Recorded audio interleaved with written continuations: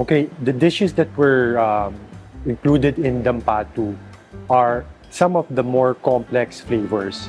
Kasi parang may mga layering siya. Seafood will shine, but the accompanying sauces and other things, the aromatics that's come with it, helps bring it together in a nice complexity. When making sauces, you learn how to build and develop flavors. Makikita nyo yun when you make the Singaporean chili prawns and also the Mapo Tofu sauce.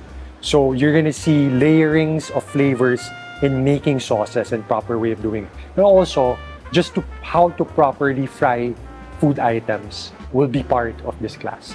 There might be some ingredients a bit more adventurous here, like the salted bean paste and the chili bean paste, but they're readily available and it's not really complicated, the flavor.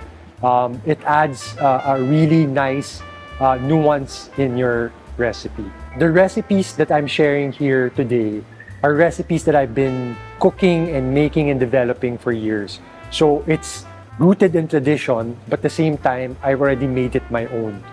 Using ingredients that are available here and yung panlasang Filipino. Plus one recipe here is truly original to what I do. We are doing some great recipes and we're gonna start it off with some Singaporean chili prawns. This is the national dish of Singapore. But the thing is, kala natin maanghang. It's not really spicy. It's actually quite friendly. Dampa continues on with this original recipe. This is one of the new recipes I did when I worked about 10 years ago. And it's something I thought about kasi favorite ko yung Mapo Tofu. The dish where there's pork and tofu that's slightly spicy with Szechuan peppercorns. I really like that. But I also like fried fish, yung Lapu Lapu. So I put it together. The result is itong recipe na to. Fried Lapu Lapu with Mapo Tofu sauce.